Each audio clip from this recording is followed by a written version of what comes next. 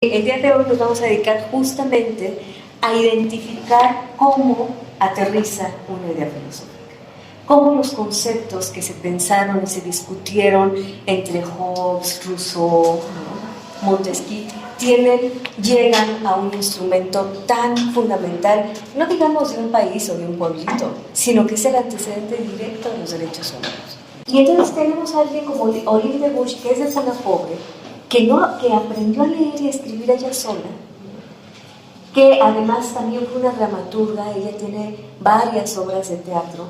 Ella se paró, ¿no?, frente al tribunal a defender los derechos de los negros, de la comunidad negra, también a defender los derechos de las mujeres, y no sé, en algún momento a lo mejor se van a topar con su testamento. Su testamento es profundamente conmovedor.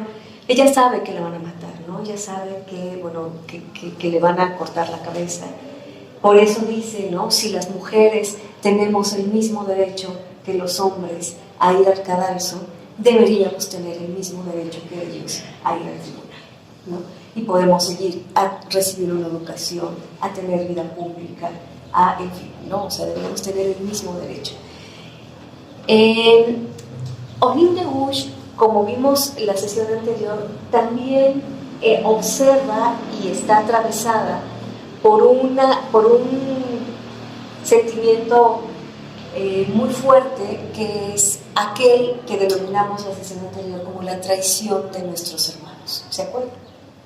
Es decir, las mujeres lucharon en la revolución, las mujeres discutieron profundamente los conceptos de igualdad, los conceptos de universalidad, de justicia, y una vez ganada la revolución fueron expulsadas de la ciudadanía.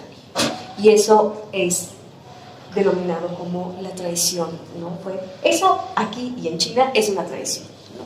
Entonces, bueno, fueron traicionadas, y a ella le lastimó profundamente la traición de sus compañeros de lucha, de sus compañeros intelectuales, ¿no?, de sus compañeros artistas, que una vez transformado el régimen social, pues ahora sí que los regresarán a su casa a limpiar mojos, ¿verdad? O sea, y pisos y trastes y ropas, ¿no?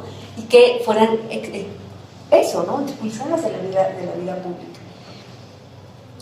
Y en su testamento ella deja, por ejemplo, le deja a los hombres, les hereda su buen juicio,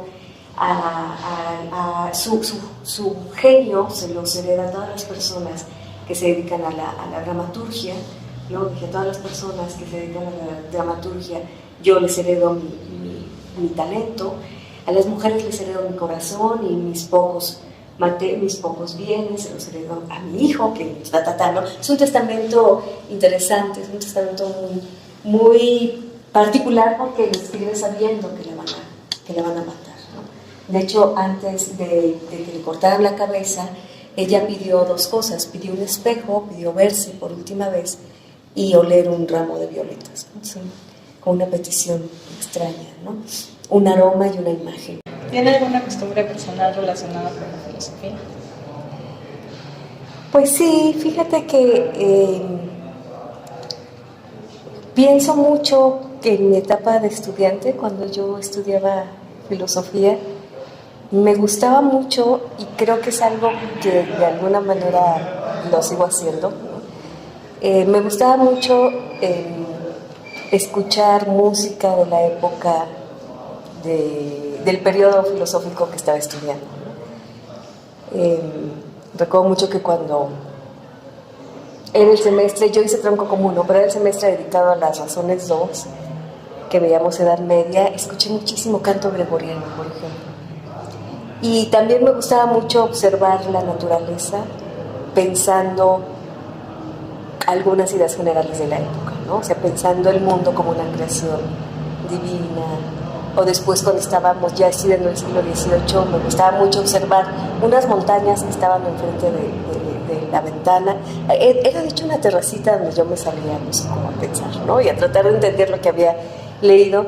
Me gustaba mucho ver esas montañas y pensarlas como obra de un relojero, ¿no?, como ver un mundo mecánico. Y después, en el siglo XIX, ver como un mundo con alma, no sé, eso me gustaba mucho.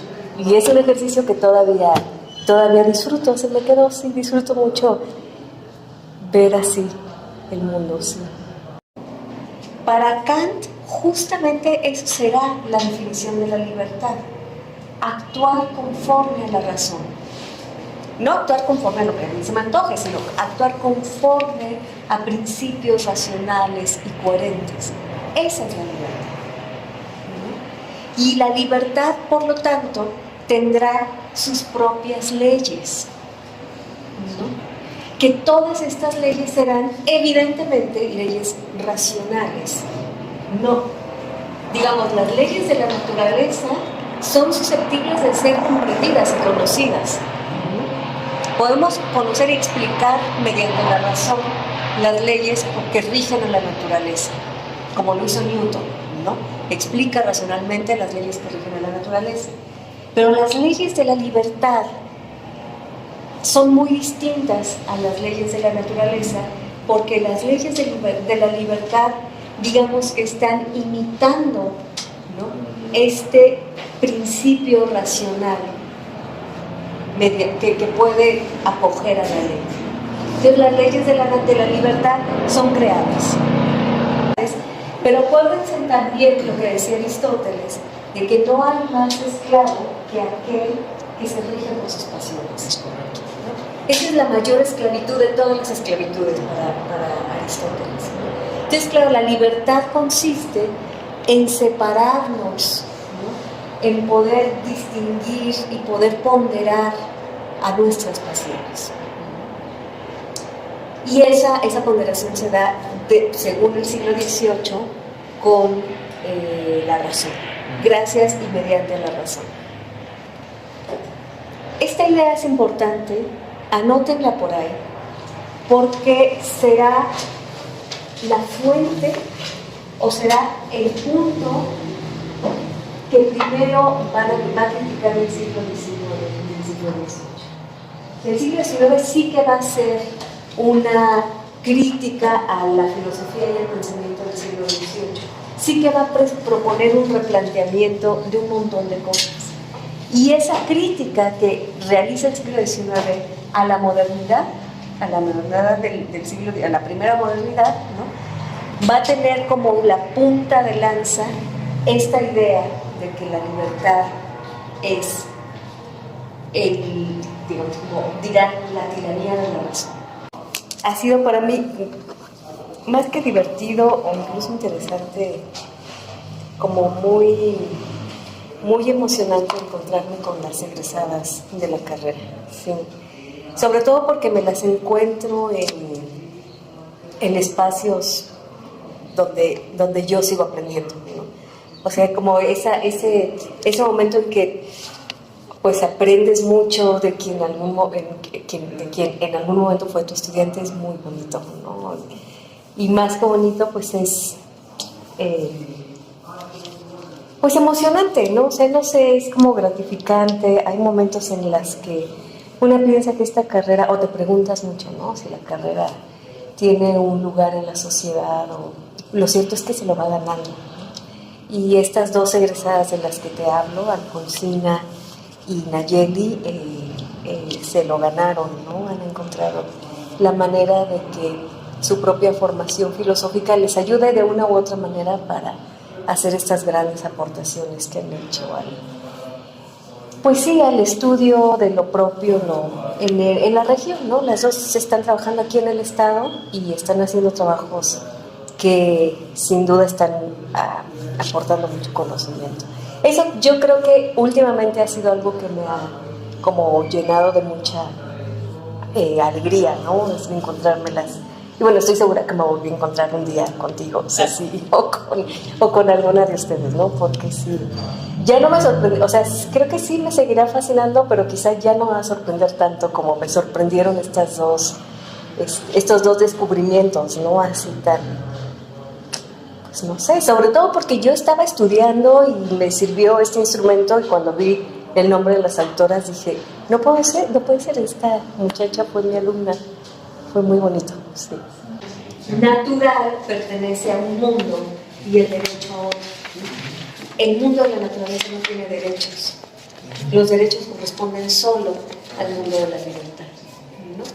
Entonces, cuando hablamos, la expresión derecho natural ya está poniendo de manifiesta una de las ideas que también hemos trabajado en este curso de manera muy insistente. Yo me siento un disco rayado, pero nunca es suficiente, ¿no?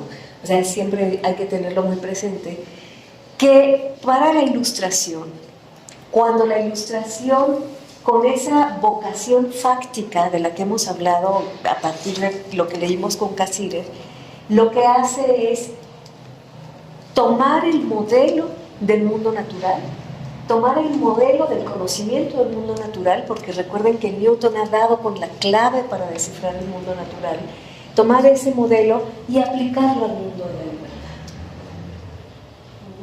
Y dirá, así como la ley, como el mundo natural tiene leyes, así también el mundo de la libertad tiene leyes. Y cuando hablan de derecho natural, estarán apelando a que la naturaleza humana, ¿no? Como decían, a que la naturaleza humana tiene su propia, digamos, su propio principio, el cual es evidentemente la razón. ¿Y tuvo algún impedimento para estudiar esta carrera?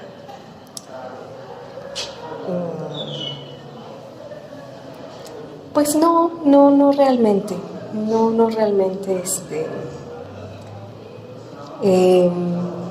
Yo empecé a estudiar esto con la convicción de la juventud alocada y el arrojo, porque alguna vez en mi casa había muchos libros de filosofía, porque mi papá, él no estudió, no pudo estudiar una carrera universitaria, pero ha sido una persona muy inquieta y muy curiosa. Y él, pues yo creo que a él le gustaba mucho la filosofía, porque mi casa estaba llena de libros de filosofía, sobre todo de filosofía. Él estaba en estos círculos de lectura del Capital.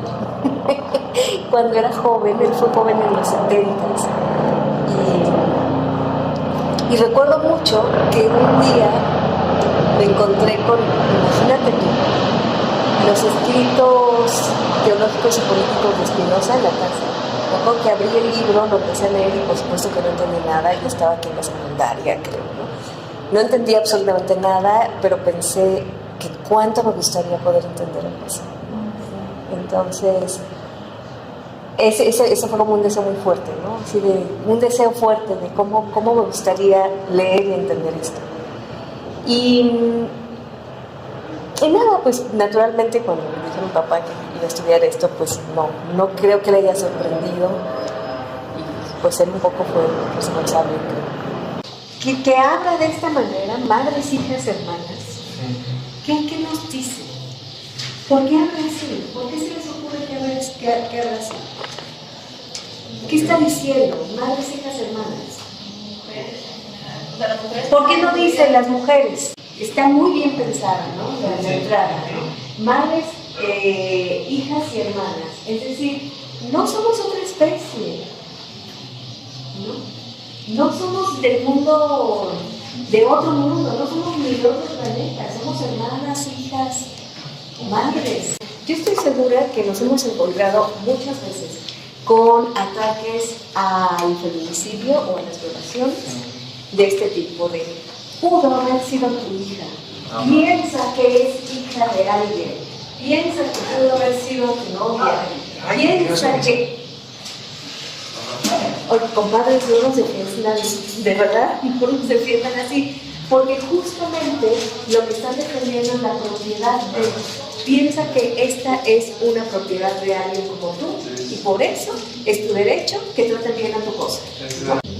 Nosotras somos representantes de la nación. Está pidiendo una representación equitativa. Es decir, está elevando a la mujer a la categoría de humana. Nada más. Sí, ya sé. A la categoría de humana.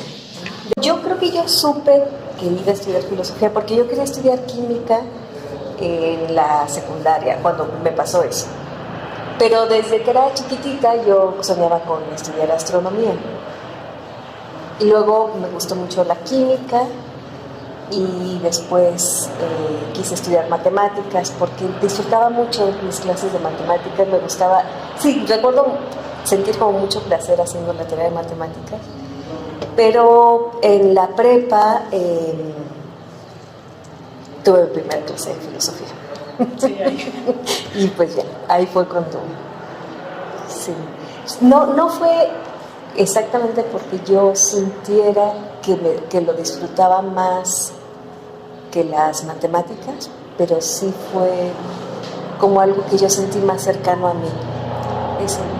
Y yo creo que era por eso que te cuento, ¿no? Sí. Aquí dice: la Asamblea Nacional reconoce y declara los derechos, y aquí dice: el sexo superior en belleza como en coraje y en sufrimiento. ¿Qué nos dice este cambio? ¿Qué significa discursiva y filosóficamente este cambio? Decir la Asamblea Nacional y decir el sexo superior en belleza, en coraje y en sufrimiento. ¿Qué significa? ¿Qué tipo de consideración discursiva podemos hacer con este cambio en las dos declaraciones? ¿No les parece que es una socarrona?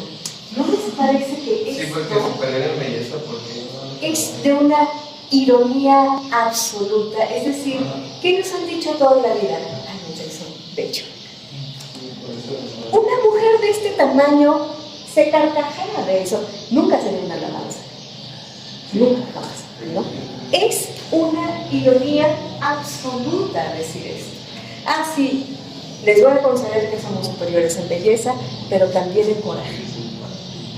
Esto, ¿no? Superior en belleza, pero también en coraje, reafirma el sentido irónico. Es decir, reafirma el hecho de que las mujeres son mucho más que una figura bonita, ¿no? Y está diciendo, ante todo, está bien, no les vamos a negar ni les vamos a... Porque si le damos eso, le vamos a dar por siempre y a la gente. ¿Qué pasará? ¿Qué harán los jóvenes poetas en la belleza de las mujeres? Claro. Pero también el coraje. Entonces, fíjense cómo da la vuelta. sí. O sea, cómo justamente recoge una idea profundamente arraigada para darle la vuelta inmediatamente. Para darle la vuelta cuando habla, también somos superiores en coraje. ¿Y por qué está diciendo que son superiores en coraje?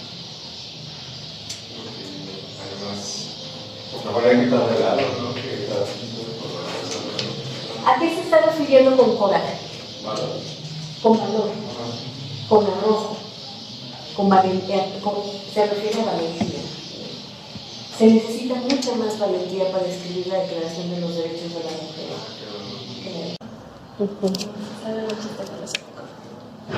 No, bueno, sí me sé, pero son muy malos. No me sé ninguno. A lo mejor, ¿sabes qué? Me haces pensar más bien en los memes. Alguna vez vi una serie de memes que sí me hicieron reír mucho, pero fulano, no podemos decir eso, seguramente los has visto, ¿no? Y uno que me dio mucha risa y que cada vez me acuerdo de él me da risa es que decía así: el que se enamora hace puras pendejadas. Así, pero Pascal, no podemos decir eso. Ya, hay razones del corazón que la razón no entiende. Entonces, bueno, esa serie de memes me pareció muy bonita y muy chistosa también, ¿no? Pero más allá de eso no me sé ningún chiste filosófico, ¿no?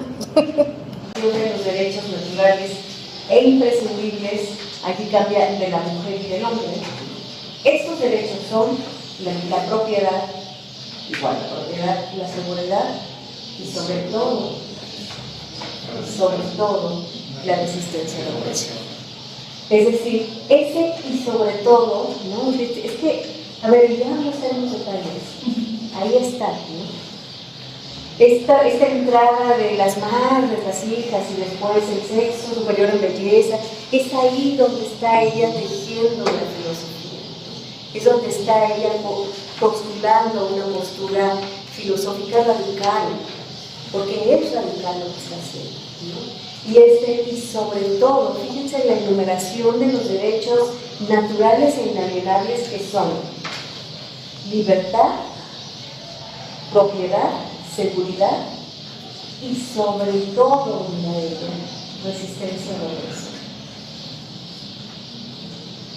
Porque está hablando de una oportunidad. Porque es un colectivo oprimido el que está buscando, ¿no?, poder escribir una declaración, organizarse en la asamblea, representatividad. Por eso dirá sobre todo. Y mire, ¿qué le aconsejaría a un alumno de filosofía? O futuro alumno, o maestro. pues no sé si sea buena para dar consejos, creo que no, pero quizá lo que a mí me hubiera gustado que me dijera, ¿no? O lo que me habría hecho mucho sentido sería como disfrutarla, ¿no? Disfrutar la lectura, disfrutar las clases, ¿no? La oportunidad de tener otras personas con las que puedes charlar eso.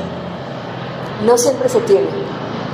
Ya después, cuando vas avanzando o vas entrando a trabajar, se hace cada vez más difícil tener personas con las cuales puedes charlar o incluso con las que puedes tener una lectura común, ¿no?